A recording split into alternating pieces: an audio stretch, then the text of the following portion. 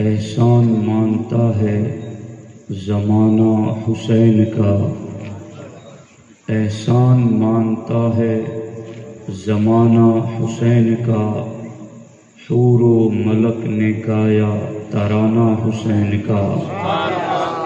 احسان مانتا ہے زمانہ حسین کا، حور و ملک نے گایا ترانہ حسین کا۔ اب بھی سخی کے ہاتھ کی دھومیں ہیں چار سو، اب بھی سخی کے ہاتھ کی دھومیں ہیں چار سو، صدیوں سے بٹ رہا ہے خزانہ حسین کا، صدیوں سے بٹ رہا ہے خزانہ حسین کا۔ جس کے قصیدے آیت تطہیر نے پڑھے، جس کے قصیدے آیت تطہیر نے پڑھے، ایسا بنایا رب نے گھرانہ حسین کا۔ جس کے قصیدے آیت تطہیر نے پڑھے، ایسا بنایا رب نے گھرانہ حسین کا۔ چیخا ہے جس کی ضرب سے ہر دور کا یزید، چیخا ہے جس کی ضرب سے ہر دور کا یزید، ایسا بنایا رب نے نشانہ حسین کا۔ چیخا ہے جس کی ضرب سے ہر دور کا یزید، ایسا بنایا رب نے نشانہ حسین کا۔ سنی ہوں اس لیے میں شبیر پر ہوں فدا، سنی ہوں اس لیے میں شبیر پہ ہوں فدا، پایا ہے عشق میں نے یگانہ حسین کا۔ سنی ہوں اس لیے ہوں میں شبیر پہ فدا، سنی ہوں اس لیے ہوں میں شبیر پہ فدا، سنی ہوں اس لیے ہوں میں شبیر پہ فدا، پایا ہے عشق میں نے یگانہ حسین کا۔ آصف بقائے دین ہے کربل کی داستان، آصف بقائے دین ہے کربل کی داستان، یہ فیض بٹ رہا ہے روزانہ حسین کا، یہ فیض بٹ رہا ہے روزانہ حسین کا۔ دوستان محترم، رونق اسٹیج سادات کرام، سید شوکت علی باپو صاحب قبلہ، مشتاق علی باپو صاحب قبلہ، ہمارے ہر دل عزیز خطیب حضرت مولانا محمد اقبال اشرفی صاحب قبلہ زیدہ شرفہ، حضرت مولانا محمد عمران صاحب قبلہ اشرفی، حافظ محمد عثمان صاحب قبلہ، ہمارے معلن محترم حافظ محمد محسن صاحب قبلہ، مولانا ضیاء الدین صاحب، دیگر رونق اسٹیج علماء کرام، حاضرین و حاضرات محفل، میرے اور آپ کے لیے برابر خوش نصیبی ہے کہ میں اور آپ سید الشہداء امام عالی مقام رضی اللہ تعالیٰ عنہ کی یاد کی محفل میں شریک ہیں۔ میں نہایت سنجیدہ لب و لہجے میں ایک ضروری پیغام آپ تک پہنچانا چاہتا ہوں، اور جس تر و تازہ چہروں کے ساتھ آپ بیٹھے ہوئے ہیں، یہ آپ کے چہرے بتا رہے ہیں کہ رات بھی ان کی ہیں اور بات بھی ان کی ہیں۔ انشاءاللہ یہ قافلہ سوئے کربلا رواں دواں ہوگا اور عشق و عرفان کی مستی میں جھومتے ہوئے اپنی منزل تک ضرور پہنچے گا۔ دوستان محترم، اللہ رب العزت نے انسان کو جو خوبیاں عطا فرمائی ہیں، ان خوبیوں کی دو قسمیں ہیں۔ ایک کو اضافی خوبیاں کہتے ہیں اور دوسری کو ذاتی خوبیاں کہتے ہیں۔ تھوڑا مشکل ضرور ہوگا، مگر آپ دھیان دیں گے تو آسان بھی لگے گا آپ کو۔ ہر انسان میں کچھ خوبیاں ہوتی ہیں، بعض خوبیاں وہ ہوتی ہیں جنہیں اضافی خوبی کہا جاتا ہے، اور بعض خوبیاں وہ ہوتی ہیں جنہیں ذاتی خوبی کہا جاتا ہے۔ اضافی خوبی کسے کہتے ہیں اور ذاتی خوبی کسے کہتے ہیں؟ اضافی خوبی کا معنی ہے کسی انسان کو کسی بڑی چیز سے نسبت ہو جائے، کسی انسان کو کسی بڑے شہر اور اچھی سرزمین سے نسبت ہو جائے، کسی انسان کو کسی اعلیٰ خاندان یا اعلیٰ فرد سے نسبت ہو جائے، اور اس نسبت کی وجہ سے جو بڑائی اس انسان کو ملے، اس بڑائی کو اضافی خوبی کہا جاتا ہے۔ اس کو آپ یوں بھی سمجھ سکتے ہیں کہ آپ کسی کے بارے میں یوں کہیں کہ فلاں بہت بڑا ہے اس لیے کہ وہ بڑے باپ کی اولاد ہیں، فلاں بہت بلند ذات ہیں اس لیے کہ وہ بلند خاندان سے تعلق رکھتی ہیں، فلاں بہت جینٹل مین ہیں اس لیے کہ وہ اچھے شہر سے تعلق رکھتا ہے۔ تو انسان کو جو باپ کی نسبت سے خوبی ملتی ہیں، خاندان کی نسبت سے خوبی ملتی ہیں، شہر اور مقام کی نسبت سے خوبی ملتی ہیں، اس خوبی کو اضافی خوبی کہا جاتا ہے۔ اور اس کے سامنے ایک دوسری صورت ہے جس کو ذاتی خوبیاں کہا جاتا ہے، اور ذاتی خوبی کی بھی آگے دو قسمیں ہیں۔ ایک وہ ہے جسے وہابی کہتے ہیں، اور ایک وہ ہے جسے کسبی کہتے ہیں۔ وہابی خوبی کا معنی یہ ہے کہ جس میں انسان کی اپنی کوشش کا کوئی دخل نہیں ہے، انسان کی اپنی محنت کا کوئی دخل نہیں ہے۔ اللہ نے کسی کو خوبصورت چہرہ عطا فرمایا، اللہ نے کسی کو گورا رنگ عطا فرمایا، اللہ نے کسی کو بہترین قد و قامت عطا فرمایا، اللہ نے کسی کو بہترین ساخت اور جسمانیت عطا فرمائی۔ یہ انسان کی ذات میں وہ خوبیاں ہیں جو انسان نے اپنی محنت سے حاصل نہیں کی، انسان نے اپنی کوشش سے حاصل نہیں کی، بلکہ انسان کے جسم میں خوبصورتی، جسم کی موزونیت، انسان کے قد و قامت کی بہتری، یہ ساری خوبیاں وہ ہیں جو اللہ کی طرف سے اسے ملی گئیں۔ اسے وہابی خوبیاں کہا جاتا ہے۔ اور تیسری خوبی وہ ہے جس کو کسبی خوبی کہا جاتا ہے۔ کسبی خوبی کیا ہے؟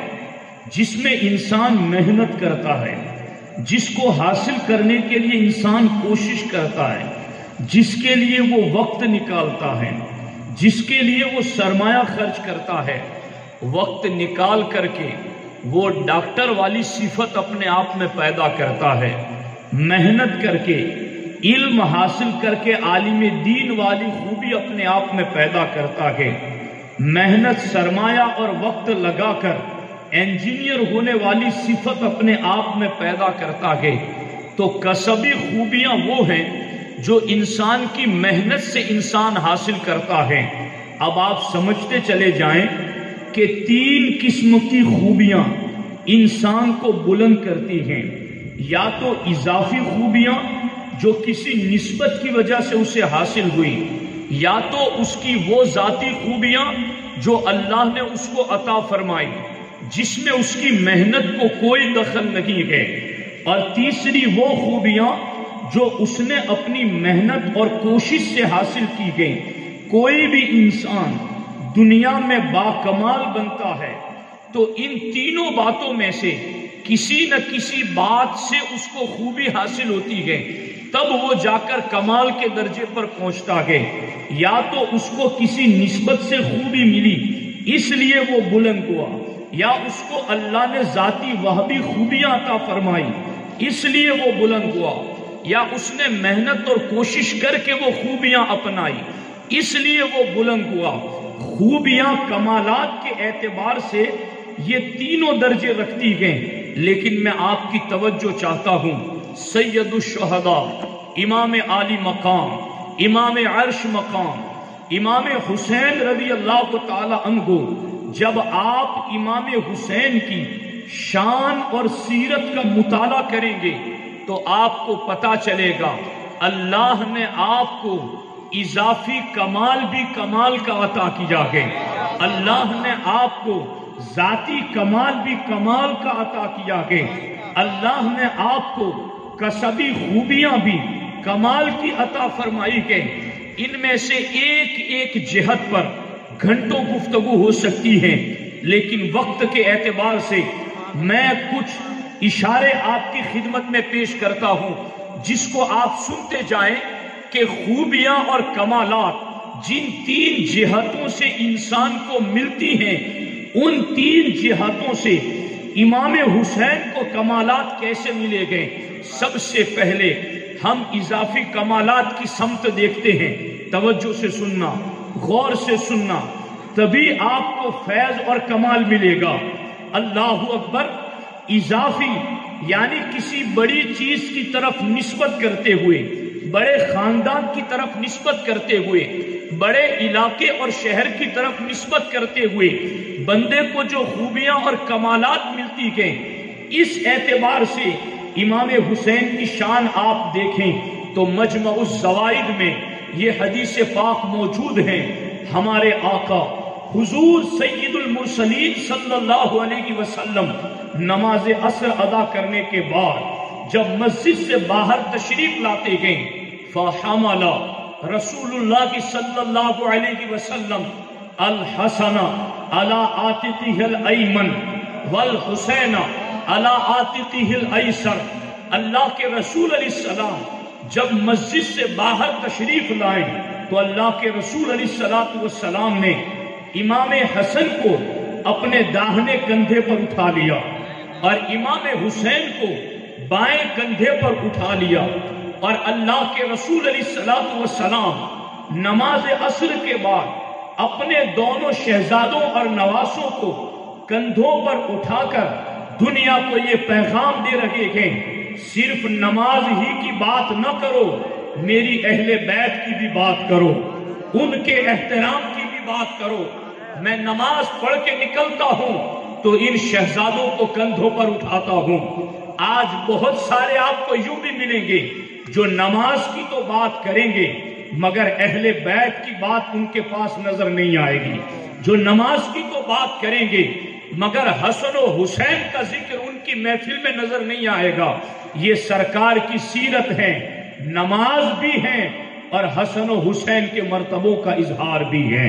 اللہ کے رسول علیہ السلام نے دونوں کو اپنے کندھوں پر بٹھایا اور بٹھا کر ارشاد فرمایا، ایھا الناس، اے لوگو، الا اخبرکم بخیر الناس جدا و جدتا، اے لوگو سن لو، کیا میں تمہیں خبر نہ دے دوں کہ نانا اور نانی کی نسبت سے لوگوں میں سب سے بہترین کون ہے؟ نانا اور نانی کی نسبت سے لوگوں میں سب سے خیر پر کون ہے؟ اضافی نسبت کے اعتبار سے کمال، کسی بڑی چیز کی طرف سے ملنے والی نسبت کا کمال سرکار خود بیان کر رہے ہیں۔ الا اخبرکم بخیر الناس جدا و جدتا، اے لوگوں کیا میں تمہیں نہ بتاؤں کہ نانا اور نانی کی نسبت سے لوگوں میں سب سے بہترین کون ہے؟ ابھی اس لوگوں نے جواب نہ دیا تھا کہ سرکار نے پھر فرمایا، ایھا الناس الا اخبرکم بخیر الناس عما و عمتا، اے لوگو کیا میں تمہیں نہ بتا دوں کہ چچا اور پھوپھی کے رشتے کے نسبت کے اعتبار سے تم میں سب سے بہترین کون ہیں؟ ابھی لوگ خاموش تھے، سرکار نے آگے فرمایا، ایھا الناس الا اخبرکم بخیر الناس ابا و اما، اے لوگوں کیا میں تمہیں نہ بتاؤں کہ باپ اور ماں کے رشتے کے اعتبار سے لوگوں میں سب سے بہترین کون کے؟ ابھی سب خاموش تھے. اللہ کے رسول علیہ السلام نے ارشاد فرمایا ایھا الناس الا اخبرکم بخیر الناس خالا و خالتا، اے لوگو کیا میں تمہیں نہ بتا دوں کہ ماموں اور خالہ کی نسبت کے اعتبار سے لوگوں میں سب سے بہترین کون گئے؟ آقا نسبتیں بتا رکھے گئے اور نسبت سے ملنے والا کمال بتا رکھے گئے، اور جن کو نسبت کی وجہ سے کمال مل رہا ہے انہیں کندھوں پر بٹھا کے بتا رہے ہیں کہ میں تمہیں نہ بتاؤں کہ نانا نانی کے رشتے سے سب سے زیادہ فضیلتیں کسے ملی گئیں؟ چچا اور پھوپھی کے اعتبار سے سب سے زیادہ فضیلتیں کسے ملی گئیں؟ ماموں اور خالہ کے اعتبار سے سب سے زیادہ فضیلتیں کسے ملی گئیں؟ باپ اور ماں کے رشتے کے اعتبار سے سب سے زیادہ فضیلتیں کسے ملی گئیں؟ اگر آپ کو یہ باتیں سمجھ میں نہیں آتی تو سنو، کوئی بندہ تو ایسا آپ کو نظر آیا ہوگا جو کہتا ہوا ملے. کوئی اگر اس کو نہ پہچانتا ہو تو وہ اپنی پہچان کراتے ہوئے کہتا کہ میں فلاں سرپنچ کا بیٹا ہوں، میں فلاں چودھری کا بیٹا ہوں، میں فلاں خاندان سے تعلق رکھتا ہوں. اب یہ تو لوگ اپنے محدود علاقے کے اعتبار سے، اپنی محدود شہرت اور محدود مرتبے کے اعتبار سے اپنی نسبت کے ذریعہ اپنی فضیلتیں بتاتے ہیں، مگر نبیوں کے امام کی شان کتنی بلند ہے. وہ اپنی نسبت کے اعتبار سے حسن و حسین کی فضیلت بتاتے ہیں. اللہ کے رسول علیہ السلام نے فرمایا مجھے بتاؤ نانا نانی کے رشتے کے اعتبار سے کون بہترین کے؟ چچا پھوپھی کے رشتے کے اعتبار سے، ماموں خالہ کے رشتے کے اعتبار سے، ماں اور باپ کے رشتے کے اعتبار سے. سرکار حسن و حسین کو کندھے پر بٹھا کر یہ اعلان کر رکھے تھے. پھر ہمارے آقا علیہ السلام نے خود ہی ارشاد فرمایا کہ یہ جن کو میں نے اپنے کندھے پر بٹھایا ہے انہیں دیکھتے رہو اور میرا خطبہ سنتے رہو، ان کے چہروں پر نظر رکھو اور نسبتوں سے ملنے والے کمال کو سمجھتے چلے جاؤ. یہ جن کو میں نے اپنے کندھوں پر بٹھایا کہ جدہما سید المرسلین، یہ ہے جن کا نانا نبیوں کا سلطان ہے، جن کا نانا نبیوں کا شہنشاہ ہے. وجدتہما خدیجۃ الکبریٰ، اور ان کی نانی ام المومنین خدیجہ الکبریٰ ہے. تم نسبت کے اعتبار سے ان کی فضیلت سمجھنا چاہتے ہو، عمہما جعفر بن ابی طالب، ان کا چچا جعفر طیار ہے جن کو جنت میں اللہ نے اڑنے کے لیے پر عطا فرمائے ہیں. امتہما ام ہانی، ان کی پھوپھی حضرت ام ہانی ہے جن کے گھر سے ہمارے نبی معراج کو تشریف لے گئے تھے. وخالہما القاسم بن رسول اللہ صلی اللہ علیہ وسلم، اور ان کے ماموں یہ میرے شہزادے حضرت قاسم ہیں. وخالتہما رقیہ و زینب و ام کلثوم بنات رسول اللہ صلی اللہ علیہ وسلم. سرکار فرماتے گئے اور ان کی خالائیں زینب، رقیہ، ام کلثوم مجھ نبیوں کے امام کی بیٹیاں ہیں. وابوہما علی المرتضی، اور ان کا باپ مولا علی ہے. وامہما فاطمۃ الزہرا، اور ان کی ماں خاتون جنت ہے. اللہ کے رسول علیہ السلام فرماتے گئے اگر کسی کو قیامت تک نانا کی طرف سے بڑائی ملی گئے تو سب سے زیادہ حسن و حسین کو ملی گئے. اگر کسی کو نانی کی نسبت سے سب سے زیادہ کمال ملا گئے تو حسن و حسین کو ملا گئے. اس لیے کہ خدیجہ نبی کی بیویوں میں بھی وہ بیوی ہے جن کو اللہ نے سلام کہا ہے. نبی کی بیویوں میں کسی بیوی کو اللہ کا سلام نہیں آیا کہ نبی کی بیویوں میں تنہا خدیجہ وہ کبریٰ ہے جنہیں اللہ نے سلام بھیجا ہے. حسن و حسین وہ ہیں جن کی نانی خدیجۃ الکبریٰ ہے، ان کا چچا جعفر طیار ہے، ان کی پھوپھی ام ہانی ہے، اور ان کے ماموں سرکار کے شہزادے قاسم اور ابراہیم کے اور ان کی خالائیں زینب، رقیہ، ام کلثوم رضی اللہ تعالی عنہم ہیں۔ اللہ کے رسول علیہ السلام فرماتے گئے کائنات میں قیامت آنے تک رشتوں کی نسبتوں سے جسے خوبیاں ملی گئے ان میں سب سے زیادہ خوبیاں ملی ہیں تو حسن و حسین کو ملی ہے۔ آپ دیکھیں یہاں پر یہ ہے، اب میں جو آپ تکبیر، اللہ اکبر، نعرہ رسالت، مقام امام حسین زندہ باد، جشن شہید اعظم زندہ باد۔ دوستان محترم، اب جو آپ محبت میں اتنی دیر سے بیٹھے ہیں، علماء کے وعظ بھی سنے، نعت خانوں کی نعت خانی بھی سنی، نقیبوں کے بہترین اشعار بھی آپ نے سنے، یہ آپ کا بیٹھنا ضائع نہیں جائے گا، یہ آپ کا بیٹھنا اجر سے خالی نہیں ہے۔ اب ان سے محبت کرنے والوں کا کوٹا بھی شروع ہو گیا۔ سرکار بٹھائے ہوئے ہیں ابھی کندھوں پر، اور بٹھا کر کے اضافی نسبتوں سے ملنے والا کمال بتانے کے بعد سرکار فرماتے ہیں جدہما فی الجنہ، اے لوگو اب میں تمہیں یہ بھی بتا رہا ہوں کہ ان حسن و حسین کے نانا نانی یہ جنت میں ہیں، وَأَبُوهُمَا فِي الْجَنَّةِ، ان کا باپ بھی جنت میں گئے، وَأُمُّهُمَا فِي الْجَنَّةِ، ان کی ماں بھی جنت میں گئے، وَعَمُّهُمَا فِي الْجَنَّةِ، ان کے چچا بھی جنت میں گئے، وَعَمَّتُهُمَا فِي الْجَنَّةِ، ان کی پھوپھی بھی جنت میں گئے، وَخَالُهُمَا فِي الْجَنَّةِ، ان کے ماموں بھی جنت میں گئے، وَخَالَتَاهُمَا فِي الْجَنَّةِ، اور ان کے خالائیں بھی جنت میں گئے، وَهُمَا فِي الْجَنَّةِ، اور یہ دونوں بھی جنت میں ہیں، وَمَنْ أَحَبَّهُمَا فِي الْجَنَّةِ، اور جو ان سے پیار کرے گا وہ بھی جنت میں ہے، جو ان سے پیار کرے گا وہ بھی جنت میں ہے، جو ان سے محبت کرے گا وہ بھی جنت میں ہے، جو ان سے پیار کرے گا وہ بھی جنت میں گئے۔ بلکہ سرکار نے ایک مقام پر تو یہاں تک فرمایا من احبنی و احب ہذین و اباہما و امہما کان معی فی درجتی فی الجنہ۔ اللہ کے رسول علیہ السلام ارشاد فرماتے گئے جس نے مجھ سے پیار کیا، جس نے حسن و حسین سے پیار کیا، جس نے ان کے باپ علی سے پیار کیا، جس نے ان کی ماں فاطمہ سے پیار کیا، وہ صرف جنت میں ہی نہیں رہے گا، وہ جنت میں اسی درجے میں رہے گا جس درجے میں میں نبیوں کا امام رہوں گا، جہاں میں نبیوں کا شہنشاہ رہوں گا۔ اے عاشقان حسین، ان کی محبت میں اگر آپ بیٹھے ہیں تو یہ ضائع نہیں جائے گا۔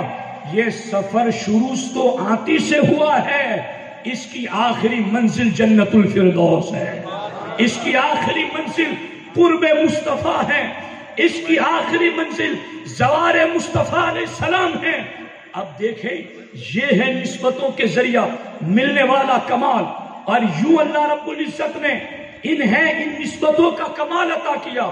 اسی لیے میں ذمہ دار علماء کی موجودگی میں یہ بات عرض کرنا چاہتا ہوں، سیدنا امیر معاویہ رضی اللہ تعالیٰ عنہ کو اپنے دربار خلافت میں جب آپ خلیفۃ المسلمین تھے، امام حسین پاک رضی اللہ تعالیٰ عنہ بھی دربار خلافت میں تشریف فرما گئے۔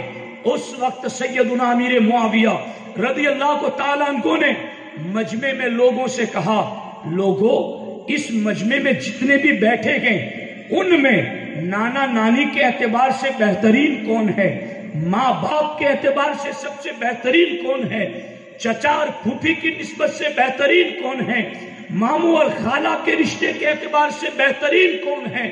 اللہ اکبر، لوگوں نے جتنے بھی موجود تھے انہوں نے کہا حضور آپ ہی بہتر جانتے ہیں کہ موجودین میں باپ کے رشتے کے اعتبار سے، ماں کے رشتے کے اعتبار سے، ماموں خالہ کے رشتے کے اعتبار سے اور نانا نانی کے رشتے کے اعتبار سے بہترین کون ہے، آپ ہی بتا دیں۔ تو حضرت امیر معاویہ رضی اللہ تعالیٰ عنہ نے شہید کربلا، شاہ گلگو قبا، راکب دوش مصطفیٰ، سیدنا امام عرش مقام امام حسین رضی اللہ تعالیٰ عنہ کا ہاتھ تھام کر کے امیر معاویہ نے فرمایا اے میری محفل میں بیٹھے ہوئے لوگوں، ان نسبتوں کے اعتبار سے اس سرزمین پر سب سے بہترین ذات اس امت میں اگر کوئی ہے تو وہ امام حسین کی ذات ہے۔ انہیں دیکھ لو، ان کا نانا نبیوں کا شہنشاہ ہے، ان کی نانی ام المومنین ہے، ان کے چچا جعفر طیار ہے، ان کی چچی ام ہانی ہے، ان کے ماموں حضور کے شہزادے ہیں، ان کی خالائیں حضور کی شہزادیاں ہیں۔ ان نسبتوں کے اعتبار سے اگر کسی کو سب سے زیادہ کمال ملا ہے تو وہ حسن کو ملا ہے، پھر حسین کو ملا ہے۔ اب آپ دیکھو، یہ میں باتیں بتاتے بتاتے جب نتیجے پر آؤں گا تو آپ کو پتا چلے گا کہ میں نے کیا باتیں کہی ہیں آپ کے سامنے۔ یہ جو نسبتیں سرکار نے کندھے پر بٹھا کر کے حسن و حسین کی مجمع عام میں لوگوں کو کہی، یہ صحابہ نے بھی سنی، دیکھنے والوں نے دیکھی، اور پھر برتنے والے صحابہ نے آگے عشق کو برت کر کے بھی دکھایا۔ تاریخ میں اس بات کو یاد کرو، جب دور خلافت فاروق اعظم میں جب مدائن فتح ہوا اور مدائن کا مال غنیمت مدینہ طیبہ میں آ گیا، حضرت عمر فاروق اعظم نے حکم دیا مسجد نبوی میں چمڑے کے ٹاٹ بچھا دیے جائے اور ان ٹاٹوں کے اوپر آیا ہوا مال غنیمت بچھا دیا جائے۔ حضرت عمر کے دور خلافت میں مدائن سے آیا ہوا مال خلافت مسجد نبوی کی چٹائیوں پر بچھا دیا گیا۔ اتنا سونا اور اتنی چاندی کہ اس کی چمک سے لوگوں کی آنکھیں خیرہ ہو گئی۔ ایسا مال غنیمت آیا تھا، اعلان کر دیا گیا مسلمانوں آؤ اور اپنا اپنا حصہ لے جاؤ۔ اس بات کو روایت کرنے والے کون ہیں؟ اس بات کو روایت کرنے والے حضرت عمر کے بیٹے عبداللہ ابن عمر ہیں۔ میں علماء کی توجہ بالخصوص ان باتوں پر چاہوں گا، چونکہ میں عالمی سطح پر اہل سنت پر اٹھنے والے فتنے اور آزمائشوں کو نظر نہ رکھ کر کے ان باتوں کو دانستہ آپ کو سنا رہا ہوں۔ میرے علماء ساتھی اسے ذمہ داری سے محسوس کریں اور ہو سکیں تو اس پیغام کو آگے بھی پہنچانے کی کوشش کرتے رہیں۔ آپ اس بات کو محسوس کریں کہ حضرت عمر کے بیٹے اس کو روایت کر رہے ہیں اور مدینے میں مسجد نبوی میں مدائن کا مال غنیمت بچھا دیا گیا۔ اب ادھر حالت یہ کہ حکم ہو گیا آؤ اپنا اپنا حصہ لے جاؤ، تو سب سے پہلے حضرت حسن مجتبی رضی اللہ تعالیٰ عنہ کھڑے ہوئے اور آپ نے کہا یا امیر المؤمنین اعطینی حقی مما افاء اللہ علی المسلمین۔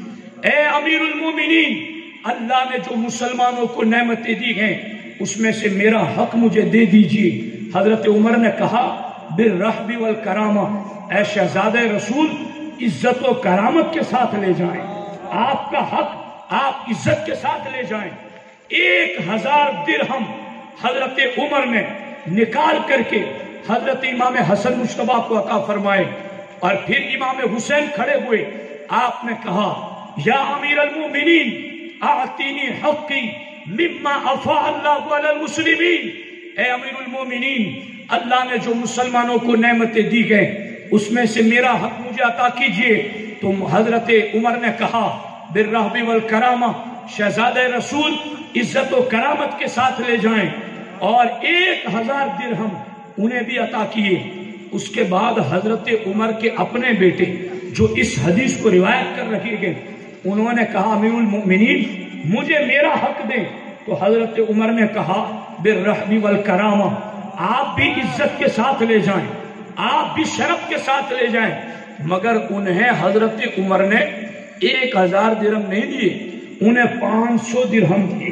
تو حضرت عبداللہ ابن عمر نے 500 درہم دیکھے، اور اس کے بعد انہوں نے اپنے ابا جی حضرت امیر المومنین عمر ابن خطاب کی خدمت میں عرض کیا امیر المومنین یہ حسن و حسین ہیں، شہزادہ رسول ہیں، انہیں آپ نے 1000 درہم دیے اور مجھے آپ نے 500 دیے۔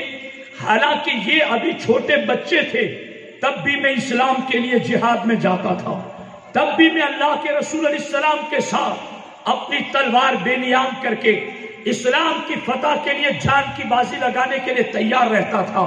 تو میرا بھی حق تھا کہ آپ مجھے حسن و حسین سے زیادہ نہیں تو کم از کم ان کے برابر ہی دے دیتے، ان کے جتنا ہی دیتے۔ یہاں ٹھہر کر میں اس سوال کا جو لوگوں کے دلوں میں وسوسہ آ سکتا ہے میں اس کا جواب پہلے عطا کر دوں اور اس کو ایک مثال کے ذریعے عطا کروں۔ اس بات کو سن کر کے کوئی رافضی، کوئی شیعہ حضرت عمر پر اور ان کے بیٹوں پر یہ الزام نہ لگائیں کہ معاذ اللہ انہیں کوئی اہل بیت سے حسد تھا جس کی وجہ سے ان سے مقابلہ کر رہے تھے۔ بات ایسی نہیں کہ کبھی کبھی مجمع میں جب کوئی بات مفتی صاحب سوال کے جواب دے رہے ہوں اور لوگ مجمع سے سوال کر رہے ہوں، ایک بندہ ایسا ہے جس کو پتا ہے کہ اس سوال کا جواب کیا ہے مگر دوسرے کو پتا نہیں ہے، اور اس کی غلطی یہ جانتا ہے کہ اس نے نماز میں یہ غلطی کی تھی، اب یہ جانتا ہے کہ میں بتاؤں گا تو میرے بتانے سے نہیں مانے گا، مگر آج محفل لگی ہوئی ہے، آج بہترین موقع ہے، میں کھڑا ہو کے پوچھ لیتا ہوں تاکہ مفتی صاحب بتائے اور میرا مقصد بھی حاصل ہو جائے کہ میرے جس بھائی کی اصلاح کرنا مقصد ہے اس کی بھی اصلاح ہو جائے۔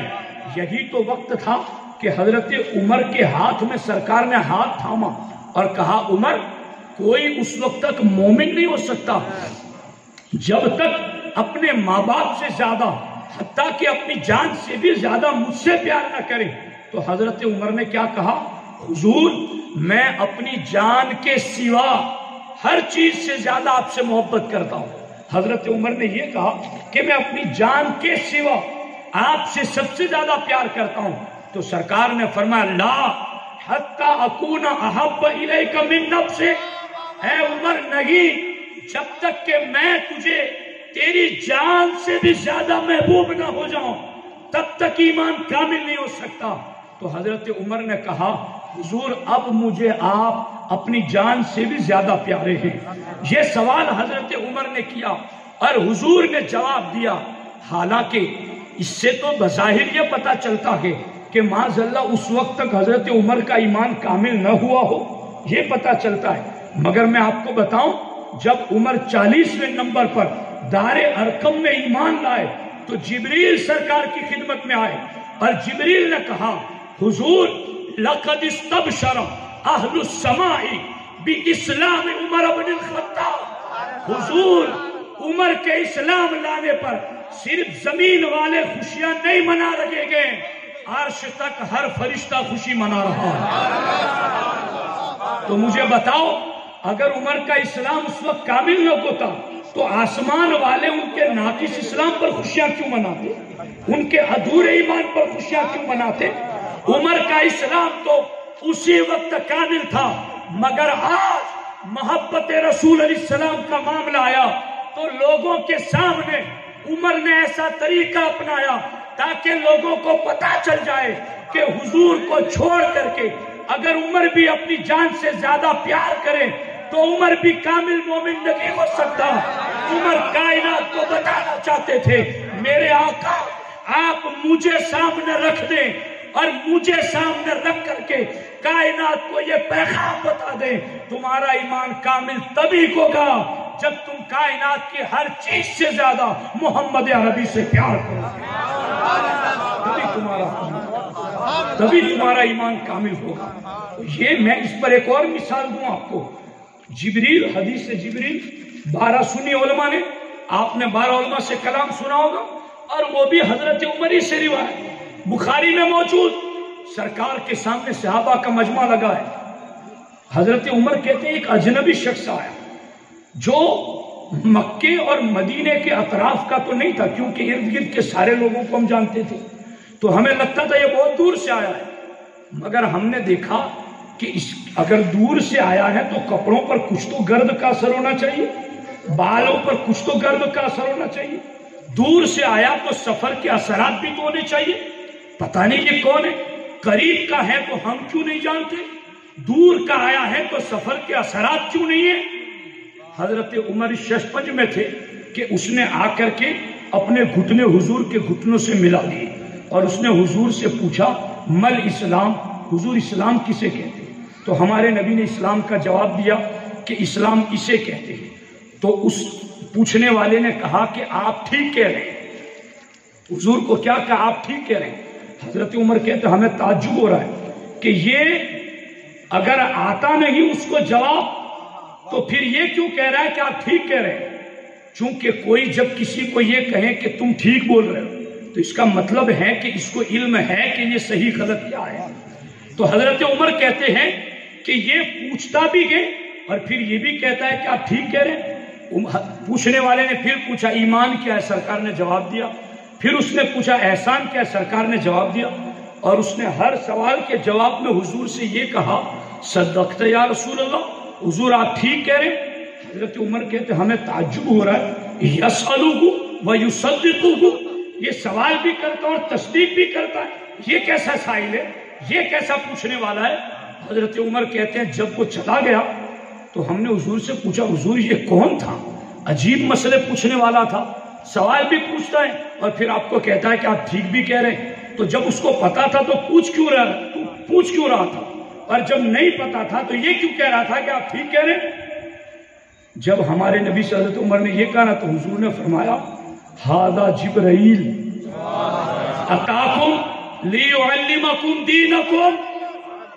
میرے صحابہ یہ آنے والا کوئی انسان نہیں تھا، یہ جبریل امین تھا. اور یہ اس لیے نہیں پوچھتے تھے کہ انہیں اسلام احسان اور ایمان کا معنی پتہ نہیں تھا، انہیں تو پتہ تھا، مگر پوچھتے اس لیے تھے تاکہ میں جواب دوں اور تمہیں پتہ چل جائے.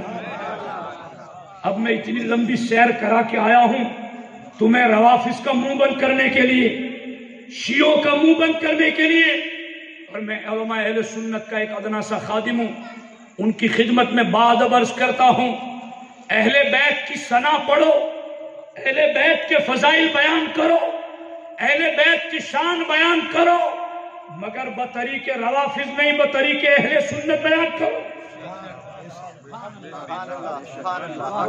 میں نعت خانوں سے بھی کہنا چاہتا ہوں، میں نقیبوں سے بھی کہنا چاہتا ہوں، میں خطیبوں سے بھی کہنا چاہتا ہوں، اشعار پڑھو اہل بیت کی شان میں تو جانچ پڑک لو یہ کسی رافضی کے لکھے ہوئے تو نہیں ہے، یہ کسی تفضیلی غالی کے لکھے ہوئے تو نہیں ہے. اس لیے کہ ہمارے پاس اہل بیت کی شان بیان کرنے کے لیے شیعوں رافضیوں کی کوئی ضرورت نہیں. ہمارے پاس اہل بیت کی شان بیان کرنے کے لیے داتا گنج بخش علی حجویری موجود ہے. ہمارے پاس اہل بیت کی شان بیان کرنے کے لیے غوث الاعظم دستگیر جیلانی موجود ہے. ہمارے پاس اہل بیت کی شان بیان کرنے کے لیے امام عشق و محبت امام احمد رضا موجود ہے. اب یہ بات ادھوری بیان کر کے اگر میں نکل جاتا عبداللہ ابن عمر والی تو لوگوں کو بھی وسوسہ ہوتا اور روافض کو بھی موقع مل جاتا. عبداللہ ابن عمر نے کہا ابا جی آپ نے حسن و حسین کو 1,000 دیے اور مجھے 500 دیے، تو یہ انداز کسی حسد کی وجہ سے نہیں اپنایا، دنیا والوں کو بتانا تھا کہ عمر کے دل میں عشق اہل بیت کتنا موجود ہے، یہ بتانا مقصد تھا. اب دیکھو جب یہ کہا نا ان کے بیٹے نے کہ ابا جی میری خدمتیں بڑی ہیں اور اسلام کے لیے میری تلوار اس وقت بھی بے نیام تھی، جب حسن و حسین ابھی کھیل رہے تھے تو مجھے کم از کم ان کے برابر تو ملنا چاہیے. جب یہ بات کی نا تو جذبہ عشق اہل بیت انگڑائی لینے لگا اور حضرت امیر المومنین عمر ابن خطاب نے ارشاد فرمایا وہی جو اضافی نسبتیں، وہی جو اضافت سے ملنے والی خوبیاں، وہی جو بڑوں کی نسبت سے ملنے والے کمالات وہ سرکار نے کندھے پر بٹھا کر بتائے تھے، وہ وقت آیا تو عمر نے بھی پڑھ کر سنا دیے، اپنے بیٹے کو بھی سنایا اور مجمع عام میں اہل ایمان کو بھی سنایا. حضرت عمر نے کہا میرے بیٹے تو حسن و حسین کی برابری کی بات کرتا ہے، حالانکہ ان کا بھی دل میں برابری کا ارادہ نہیں تھا، بعد والوں کو پیغام دینا تھا. انہوں نے حضرت عمر نے کیا کہا بیٹا برابری کی بات کر رہے ہو، فَاِذْهَبْ جا چلا جا، فَأْتِنِي بِأَبٍ كَأَبِيهِمَا وَأُمٍّ كَأُمِّهِمَا وَجَدٍّ كَجَدَّتِهِمَا وَعَمٍّ كَعَمِّهِمَا وخالق کا خالقہما وخالقہما کا خالقہما۔ اے میرے بیٹے، تو میرا اپنا صلبی خونی بیٹا ہے، مگر میں تجھے بتاتا ہوں اگر تجھے بھی عمر کے ہاتھ سے 1000 درہم چاہیے تو جا ان کے باپ کی طرح باپ لے کر کے آ، جا ان کی ماں کی طرح ماں لے کر کے آ، جا ان کے نانا کی طرح نانا لے کر آ، جا ان کی نانی کی طرح نانی لے کر آ، جا ان کے ماموں کی طرح ماموں لے کر آ، جا ان کے چچا کی طرح چچا لے کر آ، جا ان کی پھوپھی کی طرح پھوپھی لے کر آ، جا ان کی خالاؤں کی طرح خالائیں لے کر آ، فَإِنَّكَ لَا تَأْتِينِ بِهِ۔ حضرت عمر نے کہا جا عمر سے زیادہ چاہتا ہے تو یہ نسبتیں لے کر آ، اور تو جائے گا بھی تو یہ لے کر کے نہیں آئے گا۔ کیوں؟ ابوہما علی المرتضی، اس لیے کہ ان کا باپ مولا علی ہے، وَأُمُّهُمَا فاطمۃ الزہرا، ان کی ماں خاتون جنت ہے، وَجَدُّهُمَا سید المرسلین، ان کا نانا نبیوں کا امام ہے، وَجَدَّتُهُمَا خدیجۃ الکبریٰ، ان کی نانی ام المومنین خدیجہ کبریٰ کے، ان کا چچا جعفر طیار کے، ان کی چچی ام ہانی کے، ان کے ماموں حضور کے شہزادے ہیں، اور ان کی خالہ حضور کی بیٹیاں ہیں۔ بیٹا میں نسبی رشتہ بعد میں دیکھتا ہوں، میں تو خون رسول پہلے دیکھتا ہوں، میں اہل بیت اطہار پہلے دیکھتا ہوں، میں نسبت رسول پہلے دیکھتا ہوں۔ ان اضافی نسبتوں نے شہزادوں کو اتنا بلند کر دیا کہ حضرت عمر بھی زیادہ انعام دیتے ہیں تو انہی شہزادوں کو عطا فرماتے ہیں۔ دیکھو جو میں باتیں عرض کر رہا ہوں اس کو علماء محسوس کر سکتے ہیں کہ میں کس گہرائی سے اور کس ترتیب سے چل رہا ہوں۔ اگر آپ سمجھنا چاہیں تو میرے امام کے لفظوں کی صورت میں ایک مصرے میں سن لیں، سیدھی سڑک یہ شہر شفاعت نگر کی ہے، یہ وہ راستہ مستقیم ہے، یہ وہ راہ مستقیم ہے جس کا ایک سرا آپ کے ہاتھ میں ہے اور دوسرا سرا سید المرسلین کے ہاتھ میں ہے۔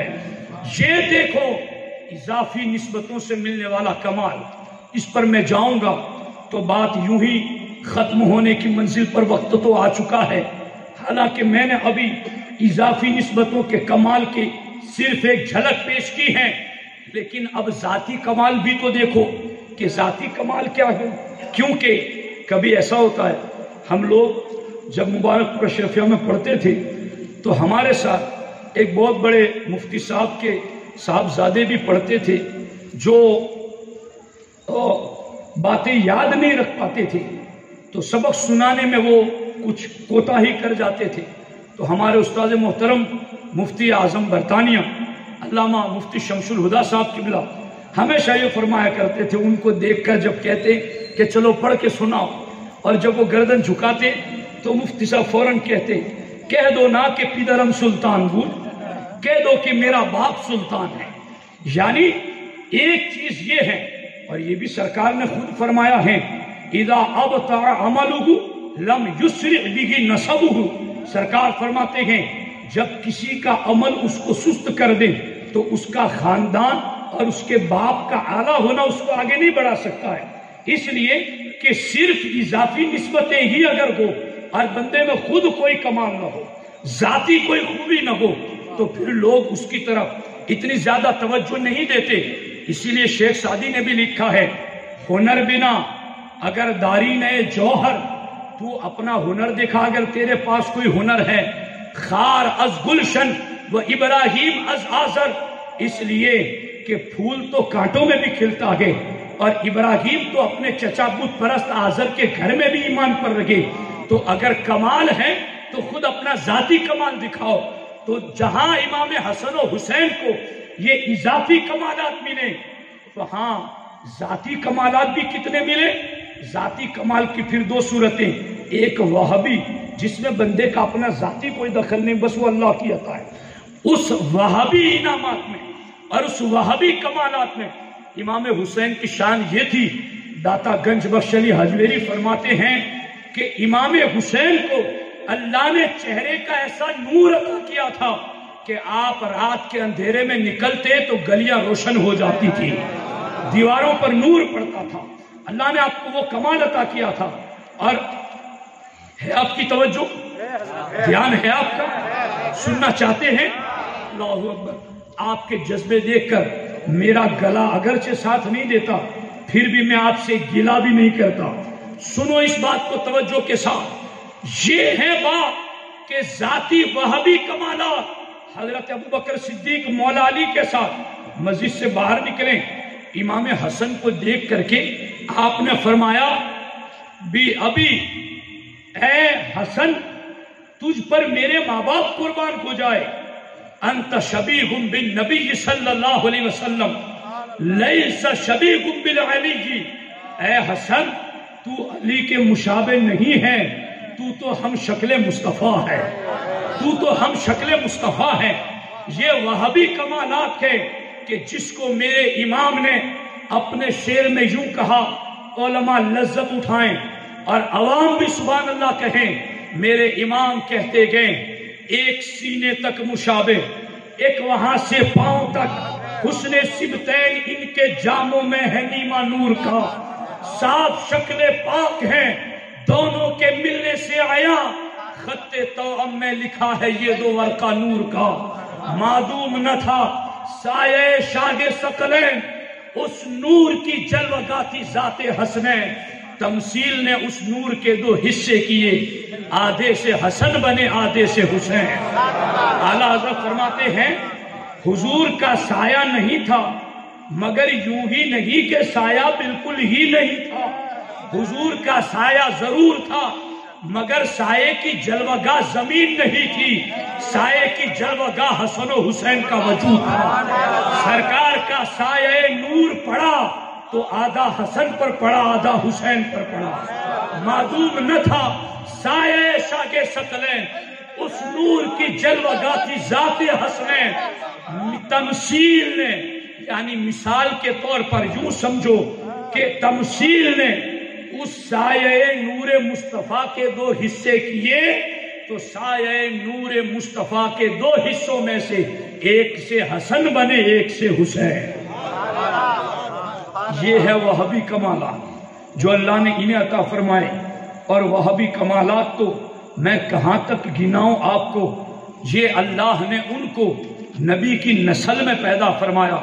اللہ نے آپ کو انہیں اپنے نبی سید المرسلین کا بیٹا قرآن میں قرار دیا ہے. اور سرکار نے فرمایا ان اللہ تعالی جعل ذریت کل نبی فی صلبہ وجعل ذریتی فی صلب علی بن ابی طالب. سرکار فرماتے گئے اللہ نے ہر نبی کی اولاد کو اس نبی کی پشت میں رکھا اور اللہ نے میری اولاد کو علی کی پشت میں رکھا.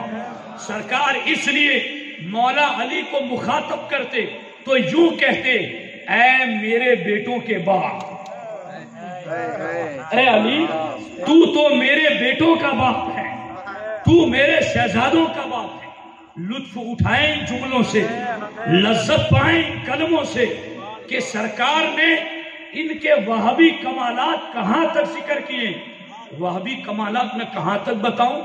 سرکار کے وصال کا وقت آیا ظاہری طور پر پردہ فرمانے کا تو خاتون جنت دونوں شہزادوں کو لے کر اللہ کے رسول علیہ السلام کی خدمت میں حاضر آئیں اور خاتون جنت نے کہا ہادانی ابناک ورثہما شیئا. یا رسول اللہ صلی اللہ علیہ وسلم یہ دونوں آپ کے شہزادے ہیں حسن و حسین، آپ انہیں وراثت میں کچھ عطا کریں. یہ جو باغ فدق کے وراثت کے مسئلے اس وقت چھڑے ہوئے رکھو نظر میں اور اہل سنت کا موقف سنو دھیان سے. خاتون جنت نے آخری لمحے بھی حضور سے کہا ہادانی ابنا کے ورثہما شیئا، اے نبیوں کے امام یہ دونوں آپ کے شہزادے ہیں، آپ انہیں وراثت میں کچھ عطا فرمائیں. تو سرکار نے ان شہزادوں کو وراثت میں دنیا نہیں دی.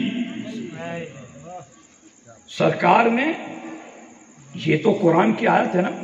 ایک مرتبہ ام المومنین ازواج مطہرہ ساری نبی کی بیویاں ایک جگہ اکٹھی ہوئی اور انہوں نے باضابطہ نبی کی ایک بیوی کی خدمت میں درخواست کی کہ آپ حضور کی بارگاہ میں کہیں کہ یہ آپ کے غلام اتنے مالدار ہو گئے ہیں تو آپ ہمارے گھروں میں کیوں نہیں دیتی؟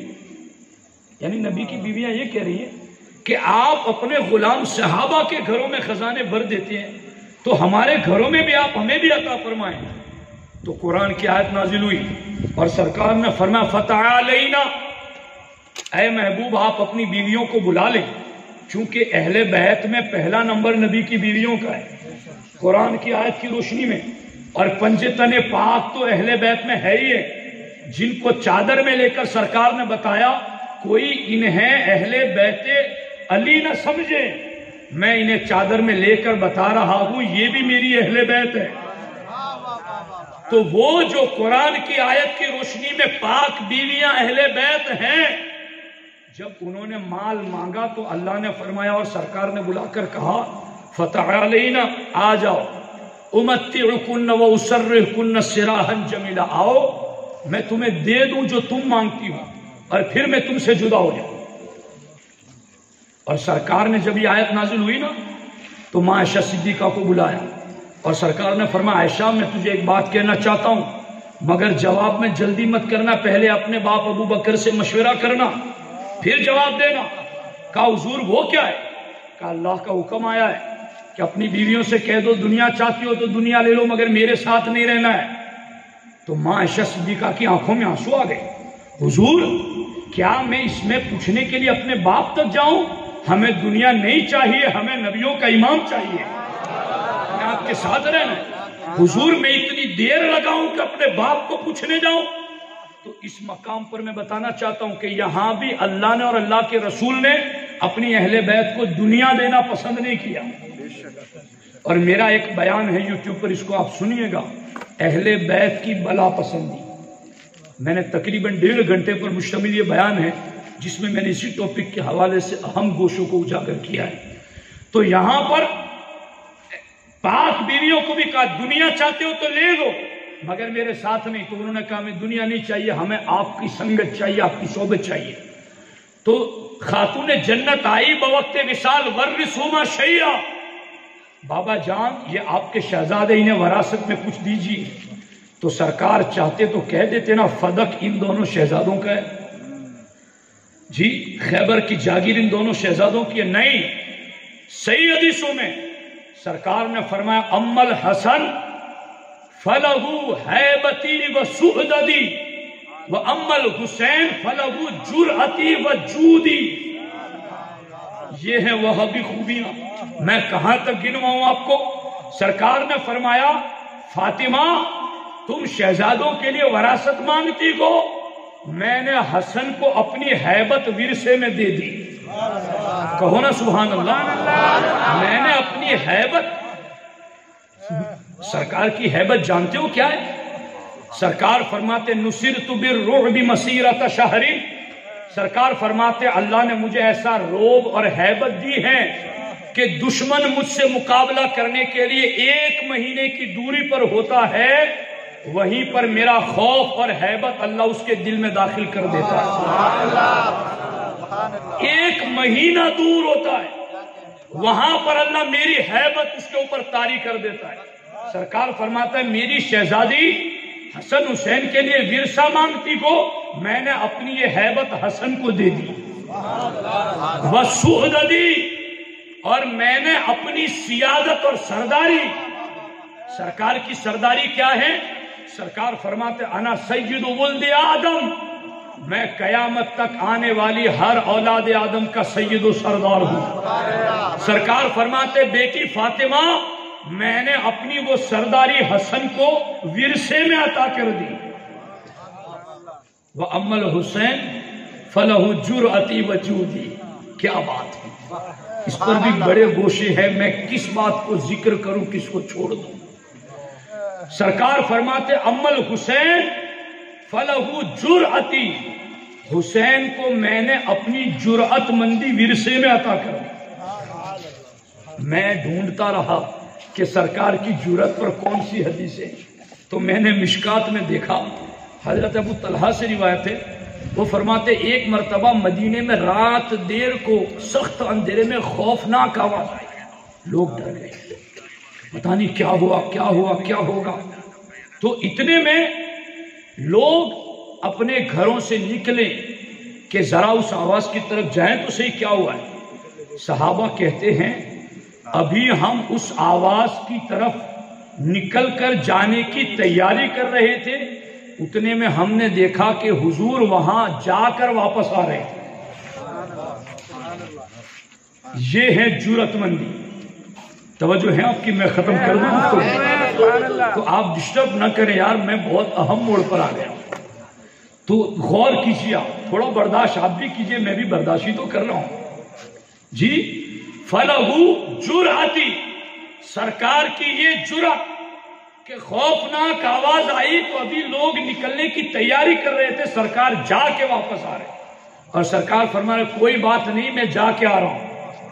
سرکار نے فرمایا میں نے حسین کو یہ جرأت دی ہے، تو جس جرأت والے نبی ایسی خوفناک آواز کی طرف سب سے پہلے چلے جائے، اس جرأت کو وراثت میں لینے والا کربلا کی طرف کیوں نہ چلا جائے؟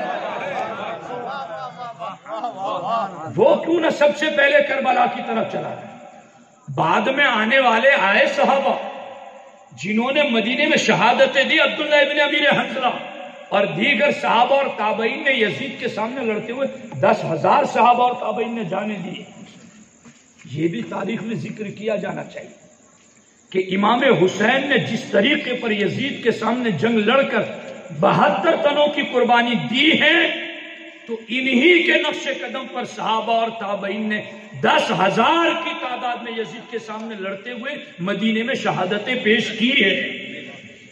تو جرأت مندی ورثے میں دی، اور جرأتی و جودی، اور میں نے اپنی سخاوت حسین کو ورثے میں دی۔ امام حسین کی سخاوت کیسی؟ داتا صاحب لکھتے ہیں کشف المحجوب شریف میں کہ ایک شخص نے امام حسین کے دروازے پر آ کر آواز لگائی، اے حسین کچھ ہو تو مجھے دیجیے۔ امام حسین نے کہا ذرا دروازے پر بیٹھو تھوڑی دیر، ہمارا رزق راستے میں۔ اور داتا صاحب نے یہ بات لکھی جی، اور ہم سنی ہیں اس لیے ہمیں یہ بات ذکر کرنے میں کوئی حرج نہیں ہونی چاہیے، مجھے تو نہیں ہے۔ وہ کیا بات ہے؟ داتا صاحب لکھتے امام حسین نے کہا ہمارا رزق امیر معاویہ کی بارگاہ سے آ رہا ہے۔ وہ کتنا احترام کرتے تھے شہزادگان رسول کا جی، کہیں کوئی آپ کو بہکا نہ دے، کوئی گمراہ نہ کرے آپ کو کہ امیر معاویہ معاذ اللہ اہل بیت کے دشمن تھے۔ اگر ایسا ہوتا تو داتا گنج بخش علی حجویری جیسا حسنی سید اس کو اپنی کتاب میں نہ لکھتا۔ اور میں تو قربان داتا صاحب کی عظمتوں پر کہ شہنشاہ ہندوستان سلطان الہند نے بھی چلا کیا تو انہی کے مزار پر کیا، 40 دن تک فیض پایا، اور فیض پا کر کے لکھ بھی دیا جو دروازے پر آج بھی لکھا ہے، گنج بخش فیض عالم مظہر نور خدا، ناقص آرا پیر کامل کامل آرا رہنما۔ غریب نواز کیا کہتے ہیں؟ اس مزار میں لیٹا ہوا تو گنج بخش خزانے لٹاتا ہے، فیض عالم اس کا فیض پورے عالم پر جاری ہے، یہ تو خدا کے نور کو ظاہر کر رہا ہے۔ ناقص آرا پیر کامل، ناقص لوگوں کے لیے یہ کامل پیر ہے، اور کاملوں کا بھی یہ رہنما ہے۔ تو آج کوئی چشتی بھی ایسا نہیں کہہ سکتا کہ میں چشتی ہوں اور داتا صاحب کی نہیں مانتا۔ کس منہ سے کہے کہ تو داتا صاحب کی نہیں مانتا؟ جن کی چوکھٹ پہ ہمارے سلسلہ چشت کا شہنشاہ فیض پا رہا ہے، پھر ہمیں ان کی بھی ماننی ہے، اور جہاں سے وہ فیض پا رہے ہیں ان کی بھی ماننی ہے۔ داتا صاحب لکھتے ہیں امام حسین نے کہا بیٹھو، ہمارا رزق راستے میں امیر معاویہ کی بارگاہ سے آ رہا ہے۔ تھوڑی دیر میں آیا قاصد لے کر، تو سونے کے سکے، اس دور کی قیمتی سونے کے سکے، 5 تھیلیوں میں 5,000 سکے، اور قاصد نے آ کر دیے اور کہا حضور امیر معاویہ رضی اللہ تعالیٰ عنہ نے یہ عرض کیا ہے کہ شہزادگان سے کہنا کہ یہ چھوٹی سی رقم آپ اپنے مریدوں میں بانٹ دینا، آپ کا وظیفہ تو ابھی بعد میں آ رہا ہے۔ کتنا پیار تھا انہیں نبی کے بیٹوں سے۔ اب امام حسین کی سخاوت دیکھو، سرکار نے کہا نا کہ بیٹی فاطمہ میں نے سخاوت ورثے میں دے دی، تو وہ نبی ایک اعرابی سرکار کے پاس مانگنے آیا تھا نا، تو سرکار کے پاس مال غنیمت میں اتنی زیادہ بکریاں تھی کہ پوری 2 وادیوں کے درمیان بھری ہوئی تھی، اور اس غلام نے آ کر کہا حضور مجھے دے دینا کچھ۔ سرکار نے فرمایا یہ دونوں وادیوں کے درمیان بکریاں جا سکتی نہیں۔ اس نے کہا حضور ایسا تو مذاق نہ کریں، تو سرکار نے فرمایا نہیں، میں نے دے دیا سو دے دیا۔ اب وہ جو ساری بکریاں ہانک کے لے گیا نا اپنے گاؤں میں، تو جا کر زور زور سے اعلان کرنے لگا یا قوم اسلموا فإن محمد صلی اللہ علیہ وسلم لا يعطي عطاء ما يخاف الفقر۔ اے میری قوم جلدی کرو اسلام قبول کرنے میں، محمد عربی ایسی سخاوت کرتے ہیں کہ تنگ دستی کا خوف ہی نہیں رہتا ہے۔ اسلام قبول کر لو، وہ تو دریا لٹا رہے۔ ہاتھ جسم تو اٹھا غنی کر دیا، موجے بحر سماحت پہ لاکھوں سلام۔ یہ ہے سرکار کی سخاوت، اور سرکار فرماتے یہ سخاوت میں نے ورثے میں حسین کو دے دی۔ تو وہ 5000 سونے کے سکوں کی تھیلیاں اٹھا کر امام حسین نے کہا اے سوال کرنے والے یہ لے لے، میں نے تجھے کافی دیر انتظار میں بٹھایا، اور جتنا بٹھایا میں تجھے اتنا نہیں دے رہا ہوں۔ 5000 سونے کے سکے دے کر کے بھی ان کی سخاوت دیکھو۔ 5000 اب تک بھی جن کے ہاتھوں کی دھومیں ہیں 400، اب تک بھی جن کے ہاتھوں کی دھومیں ہیں 400، صدیوں سے بٹ رہا ہے خزانہ حسین کا۔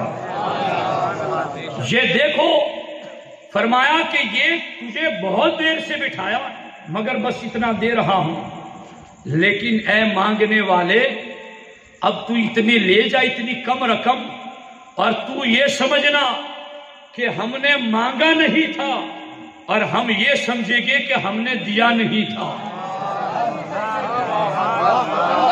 تو یہ سمجھنا کہ ہم نے مانگا نہیں تھا اور ہم یہ سمجھیں گے کہ ہم نے دیا نہیں تھا۔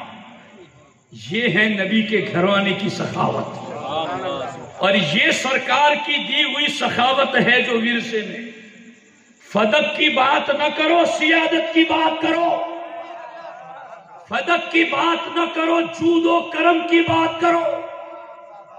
فدق کی بات نہ کرو، سیادت و سلطنت کی بات کرو۔ فدق کی بات نہ کرو، ان کی جرت اور ہمت کی بات کرو، کیونکہ سرکار نے ان کو جو وہابی کمال دیے ہیں دنیا نہیں دی ہے، ان کو سخاوت عطا کی ہے۔ سرکار نے انہیں جو دیا ہے وہ جرت مندی عطا کی ہے، سرکار نے انہیں جو دیا ہے وہ سرداری عطا کی ہے، وہ اپنی ہیبت عطا کی ہے۔ تو یہ ہوئے امام حسن اور حسین کے وہابی کمالات۔ اور وہابی کمالات میں سرکار نے فرمایا ہما سیدہ شباب اہل الجنہ، یہ جنتی جوانوں کے سردار ہیں۔ یہ وہابی کمالات اللہ نے عطا فرمائے، ان کے وہابی کمالات ان گنت ہیں۔ میں اس کو شمار کروں وقت زیادہ ہو جائے گا، مجھے وقت میں ابھی کچھ ضروری باتیں بھی کرنی ہیں آپ سے۔ ذاتی کمالات کی طرف آئیے۔ جو بندہ کسب سے، محنت سے، کوشش سے حاصل کرتا ہے تو خدا کی قسم میں حوالے دوں گا، ابھی بات طویل ہو جائے گی، مگر ان گتھیوں کو کبھی کسی اور محفل میں ہم سلجھائیں گے۔ عبداللہ ابن عباس حبر الامہ، ترجمان القرآن، مفسر قرآن، مگر وہ بھی کہتے ہیں اے حسین جو علم تمہارے پاس ہے وہ میرے پاس نہیں ہے. یہ باضابطہ کئی محفلوں میں انہوں نے اس کا اظہار کیا ہے. تو ذاتی جتنے بھی کمالات ہو سکتے ہیں جو کسب اور محنت سے بندہ حاصل کرتا ہے اس میں بھی امام حسین کا کوئی ہم پلہ نظر نہیں آتا ہے. تو اب سمجھ لو گفتگو کے آخری جملے پلے باندھ لو سنیوں اور دھیان سے سنو اور ان جملوں پر گرہ باندھ لو. گرہ کا مطلب ہے گانٹھ باندھ لو. ان جملوں کو اپنے دلوں میں جگا دو. امام حسین سے ہمیں پیار ہے اور کیوں نہ ہو اضافی خوبیوں میں بھی ان کا کوئی ثانی نہیں, وہابی خوبیوں میں بھی ان کا کوئی ثانی نہیں, کسبی خوبیوں میں بھی ان کا کوئی ثانی نہیں. ان کو یہ سارے کمالات عطا فرمائے ہیں اللہ رسول نے. تو ان سے محبت کرنا یہ ہمارے لیے بھی جنت میں جانے کا ذریعہ ہے اور ہم بھی اور ہماری نسلیں بھی ان سے پیار کرتی رہے گی. مگر یاد رکھنا کربلا کی سرزمین حق اور باطل کا فیصلہ ہے. کربلا کی سرزمین عقائد اور نظریات میں فرق کا فیصلہ ہے. کربلا کی سرزمین کھوٹے کھرے کی پرکھ کی جنگ ہے. کربلا کی سرزمین صحیح غلط کا امتیاز ہے. وہ کیسے؟ ایک جملہ ایک حدیث جو کربلا کی بھی آپ کو سنانا چاہتا ہوں. الکامل میں اس کو ذکر کیا گیا. امام حسین رضی اللہ تعالیٰ عنہ نے جب آخری خطبہ دیا یزیدیوں کے سامنے اتمام حجت کے لیے تو آپ نے کہا اے یزیدیو تمہیں پتا ہو یا نہ ہو کہ میں کون ہوں, میں تمہیں بتا دیتا ہوں تاکہ کل قیامت کے دن تم میں سے کوئی یہ نہ کہہ سکے کہ ہمیں پتا نہیں تھا. میں تمہیں دلیل کے میدان میں حجت تام کر رہا ہوں. کیونکہ قرآن میں بھی ہے نا لِيُهْلِكَ مَنْ هَلَكَ عَنْ بَيِّنَةٍ وَيَحْيَى مَنْ حَيَّ عَنْ بَيِّنَةٍ. قرآن کہتا ہے زندہ وہ ہے جس کی دلیل زندہ ہے اور ہلاک وہ ہو گیا جس کے پاس دلیل نہیں ہے. تو میں علماء سے بھی کہتا ہوں یہ بات بھی پلے باندھ لو. اہل سنت دلائل کی بنیاد پر زندہ ہے. ہمارے دلائل پہاڑ سے زیادہ مضبوط ہے. ہمیں کہیں پسو پیش کرنے کی ضرورت نہیں ہے. بس اپنے دلائل ڈنکے کی چوٹ پر بیان کرنے کی ضرورت ہے. یہ دیکھو امام حسین نے کربلا میں کیا کہا. الکامل نے اپنی تاریخ میں ذکر کیا. کیا ہے؟ امام حسین کہتے یزیدیو قال رسول اللہ صلی اللہ علیہ وسلم ولی اخی الحسن انتما سیدہ شباب اہل الجنہ وقرۃ عین اہل السنہ. اے یزیدیو اللہ کے رسول علیہ السلام نے فرمایا ہے میرے اور میرے بھائی حسن کے بارے میں کہ حسن و حسین تم دونوں جنتی جوانوں کے سردار بھی ہو اور تم دونوں سنیوں کی آنکھوں کی ٹھنڈک بھی ہو. تم دونوں سنیوں کی آنکھوں کی ٹھنڈک بھی ہو. امام حسین نے یہ سنیوں کی آنکھوں کی ٹھنڈک کا لفظ ذکر کر کے رافضیوں کو بھی نکال دیا اور خارجیوں کو بھی نکال دیا. اے رافضیوں تم حب اہل بیت کی بات